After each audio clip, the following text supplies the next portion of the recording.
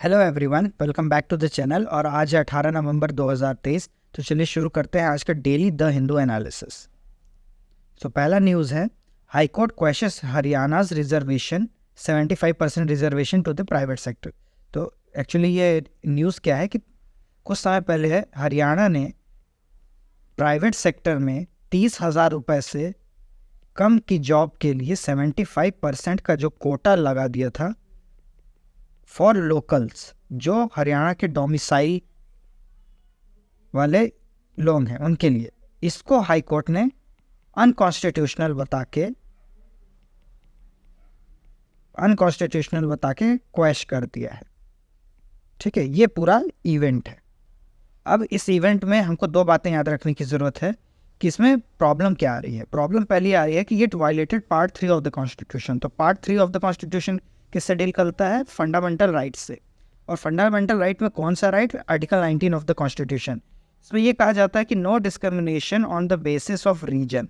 तो ये एक रीजनल डिस्क्रिमिनेशन को प्रमोट करता है। इस वजह से हाई कोर्ट ने इसको क्वैश किया है। Hope you get it. Article 19 क्या होता है, पार्ट 3 ऑफ द कॉन्स्टिट्यूशन क्या होता है। तो जब भी आप वापस से पॉलिटी पढ़ेंगे तो इसको अच्छे से पढ़ लेंगे। From the Laxmikanth. I hope आपको ये पहला आर्टिकल समझ में आ गया होगा। चलिए आगे बढ़ते हैं दूसरा आर्टिकल पे। India has critical role in Dubai climate conference. तो ये न्यूज़ एक्चुअली बहुत ज़्यादा इंपॉर्टेंट अभी है नहीं, क्योंकि ये डेवलपिंग फेज़ की न्यूज़ है। अब इस न्यूज़ में ये बताया गया है कि जो COP28 है, कॉन्फ्रेंस ऑफ पार्टीज, जो हर साल होता है, उसका नेक्स्ट वेन्यू दुबई है।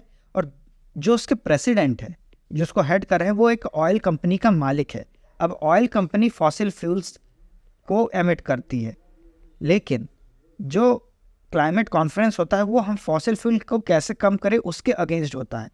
तो ये एक पूरा कॉन्ट्राडिक्टरी मेज़र लिया जा रहा है दुबई के द्वारा।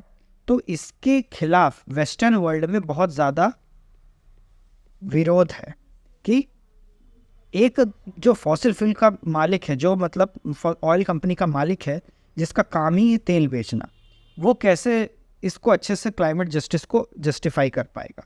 और इसमें और थोड़ी बातें कही गई है कि वो इंडिया की रोल क्या होगा। ये एक डेवलपिंग फेज है, पहले ये हो जाने दीजिए, फिर वहाँ से जो आउटकम आएगा वो हमारे लिए बहुत प्रीलिम्स और मेंस दोनों के लिए इंपॉर्टेंट रहेगा। तो बस इसमें इतना जाना था कि जो COP28 हो रहा है वो दुबई में हो रहा है, और उसका जो हेड लीडर है वो एक ऑयल कंपनी का मालिक है। Okay, that's it. आज इससे ज़्यादा इसमें कुछ जानने के लायक नहीं था। So moving on to the next article. तीसरा आर्टिकल है, bank stock fall as RBI tightens rule. अब RBI ने क्या किया है कि जो अनसिक्योर्ड लोन बांटे जा रहे थे उनके लिए रूल्स बहुत टाइट कर दिए हैं, जिस वजह से हुआ क्या कि बैंकिंग स्टॉक्स शेयर मार्केट में गिर गए। अब वो क्या हुआ है, कुछ समय पहले एक आपको कंपनी याद होगी, बजाज फाइनेंस, उनके खिलाफ काफ़ी कंप्लेंट्स आ रहे थे कि ये लोग बहुत ज़्यादा लोन्स कर रहे हैं।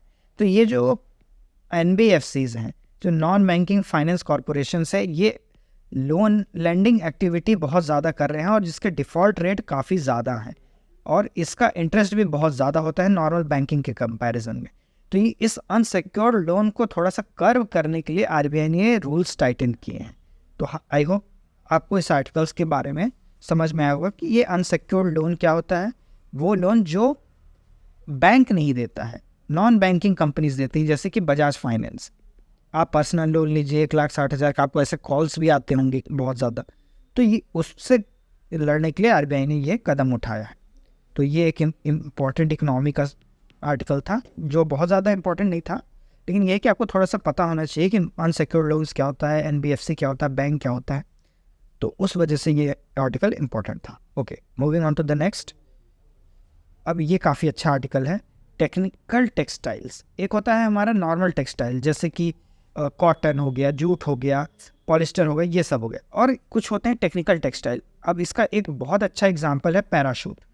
ठीक है, पैराशूट का जो कपड़ा है वो मिक्स बनता है ताकि उसकी स्ट्रेंथ बहुत ज़्यादा हो।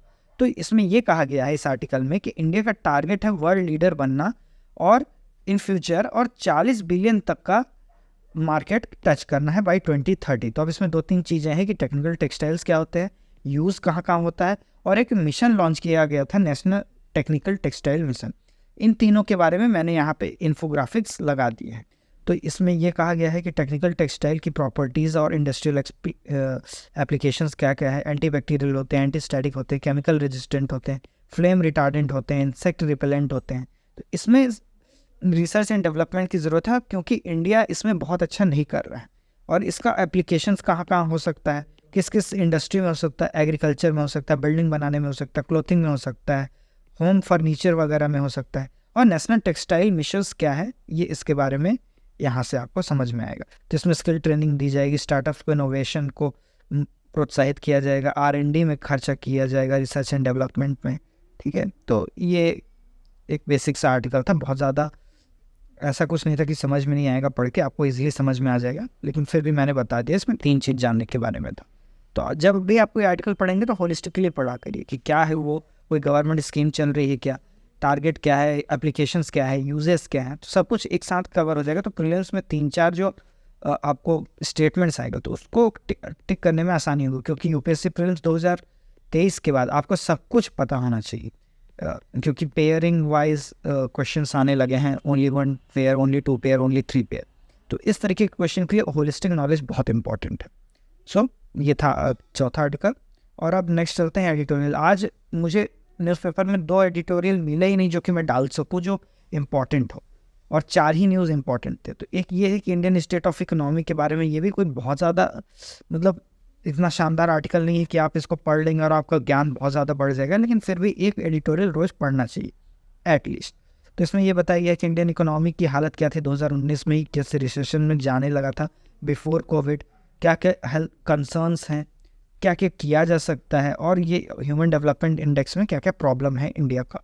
तो ग्लोबल हंगर इंडेक्स है, एक मल्टी डायमेंशनल पॉवर्टी मेजर। तो ये अच्छे ग्लोबल रिपोर्ट्स हैं जो एक्चुअल में रियल पिक्चर प्रेजेंट करते हैं एक्चुअली में इंडिया है क्या। एक जो गवर्नमेंट बताती है, एक जो मीडिया पोर्ट्रे करती है, उसके अलावा अगर आप इंटरनेशनल रिपोर्ट्स देखें, multi dimensional poverty index, global hunger index, तो इससे अभी ये पता चला कि जो 80 करोड़ लोगों को जो खाना दिया जा रहा है, ये भूखे भी बहुत ज़्यादा लोग हैं अपने देश में। तो क्या क्या मेजर्स अपनाने की ज़रूरत है, उसमें इस आर्टिकल को उस नज़रिए से पढ़ा जा सकता है। तो ये था आज का the Hindu analysis. Hope you like it. और अगर आपको कोई सुझाव है या कोई डिमांड है तो आप कमेंट सेक्शन में ज़रूर बताइएगा। थैंक यू सो मच, और सब्सक्राइब करिए मेरा YouTube channel. Thank you so much.